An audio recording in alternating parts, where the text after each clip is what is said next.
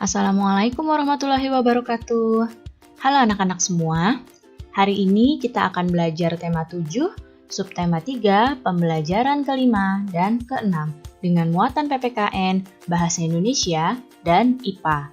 Sebelum mulai belajar, kita berdoa terlebih dahulu ya. Berdoa dimulai.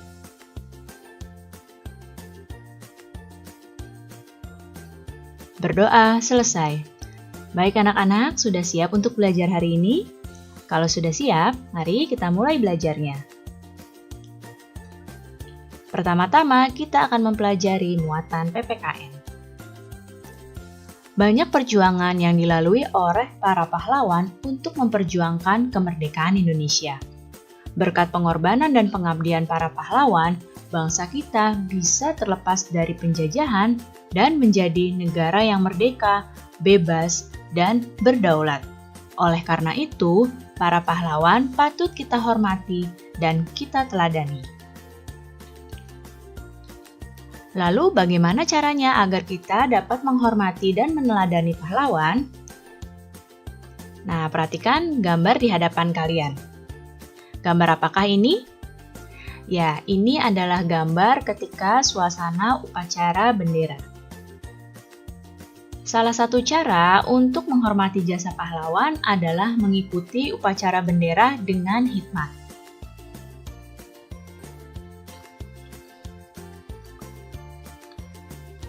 Selain itu, kita juga dapat mencontoh beberapa sikap pahlawan berikut ini.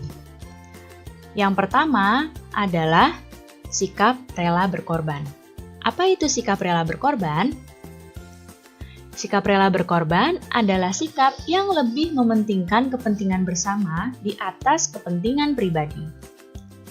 Kemudian juga sikap berjiwa besar. Berjiwa besar adalah sikap yang mau menerima segala yang terjadi dengan penuh kesabaran dan keikhlasan. Berjiwa besar ini dapat kita wujudkan dengan mau menerima kekalahan dengan ikhlas, mau meminta maaf, dan juga mau memberi maaf. Dengan meneladani dan menerapkan sikap kepahlawanan, ini kita dapat menunjukkan sikap-sikap terpuji.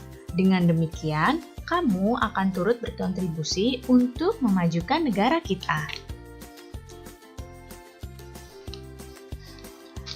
Nah, perhatikan di hadapan kalian, ada dua orang anak yang sedang berbincang-bincang.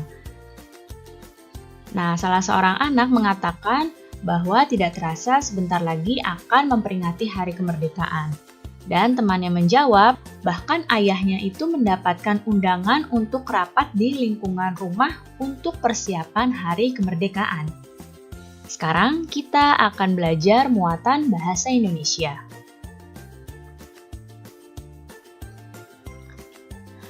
Apakah kamu pernah mendapatkan surat undangan ulang tahun? Atau pernahkah kamu melihat ayahmu mendapatkan surat undangan pertemuan warga? Mungkin kalian pernah mendapatkan salah satu dari undangan tersebut atau melihat undangan tersebut. Nah, beberapa pembelajaran yang lalu kita sudah mempelajari surat undangan resmi. Sekarang kita akan mempelajari surat undangan setengah resmi dan surat undangan tidak resmi. Diperhatikan baik-baik ya. Sekarang perhatikan gambar yang ada di hadapan kalian. Kira-kira ini termasuk surat undangan setengah resmi atau surat undangan tidak resmi ya? Ya, ini termasuk surat undangan setengah resmi. Undangan yang setengah resmi ini merupakan undangan yang mengatasnamakan perorangan yang ditujukan ke perorangan maupun instansi atau organisasi. Nah, pada undangan setengah resmi ini, bahasa yang digunakan di dalam undangan ini adalah bahasa yang baku. Namun, susunan undangan tidak selengkap surat resmi. Bisa kalian lihat di sini, ini tidak ada kop suratnya, tidak ada hal, perihal, kemudian tidak ada lampiran, ya. Di sini tidak selengkap surat resmi. Oleh karena itu, ini disebut dengan surat undangan setengah resmi, karena bahasa yang digunakan adalah bahasa yang baku, namun susunan undangannya tidak lengkap seperti surat resmi.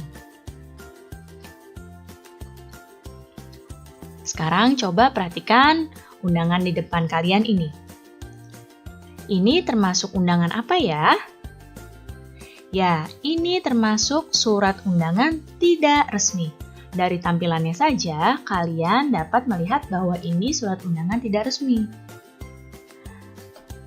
Surat undangan tidak resmi adalah undangan yang mengatasnamakan perorangan yang ditujukan kepada perorangan untuk kepentingan pribadi. Nah, dapat kalian lihat di sini, pada undangan tidak resmi biasanya tidak menggunakan bahasa Indonesia yang baku, ya, dan juga tidak menggunakan susunan surat, dan tampilannya lebih berwarna, bahkan bisa dikreasikan dengan memberikan gambar. Seperti yang di atas ini yang Ibu tunjuk panah, ini adalah undangan ulang tahun, ya. Nah, dan yang bawahnya ini adalah undangan untuk menghadiri pentas seni. Nah, kedua undangan ini termasuk undangan tidak resmi, karena di sini bahasa tidak baku dan juga tidak menggunakan susunan surat seperti surat resmi, ya.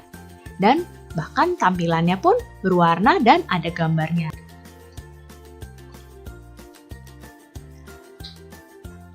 Sekarang coba lihat di hadapan kalian. Wah, segar sekali ya es ini. Coba juga kalian perhatikan apa yang terjadi pada saat gelas ini diberikan es dan lihatlah dinding gelasnya. Apa yang terjadi dengan dinding gelas saat sedang meminum minuman yang dingin? Sekarang kita akan mempelajari muatan IPA.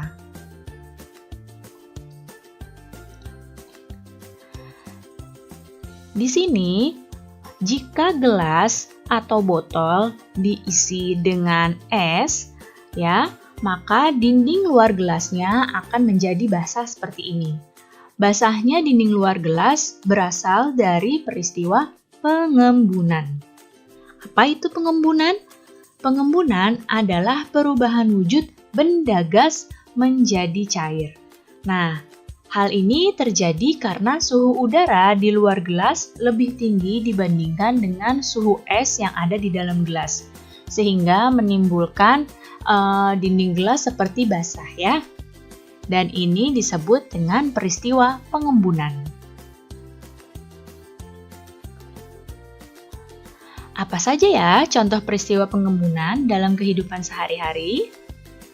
Contoh yang pertama tadi, basahnya dinding gelas yang berisi air dingin.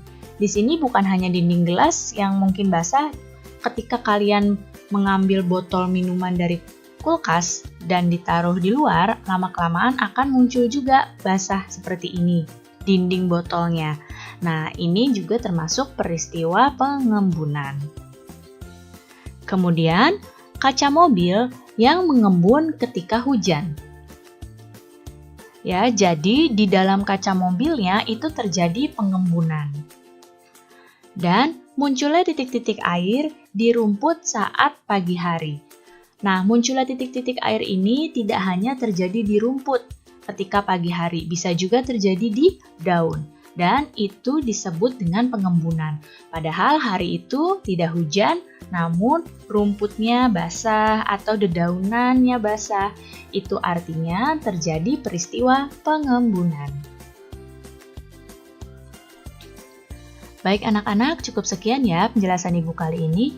Mudah-mudahan kalian paham dan mengerti. Terima kasih anak-anak semua. Sampai jumpa lagi. Wassalamualaikum warahmatullahi wabarakatuh.